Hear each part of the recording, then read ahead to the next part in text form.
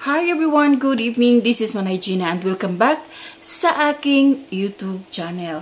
So guys, for today's video, ayan, napanood ko kanina si Andrea Brillantes.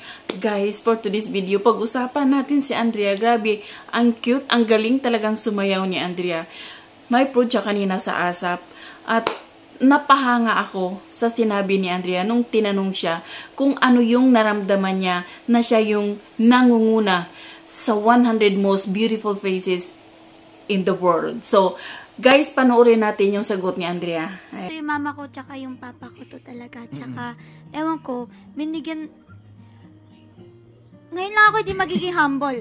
Okay, siguro go. binigay sa akin ni Lord yung ganito mukha. Kasi, madami akong pagdadaanan sa life. So, sabi niya, at least gawin natin maganda itong babaeng to. Thank you na lang din sa mukha ko po. Sa mukha ko kasi na to, nabayaran ko yung pampakain ng family ko, lahat ng to, nagagawa ko dahil sa face ko. So, thank you po. Ibang klase. Diba?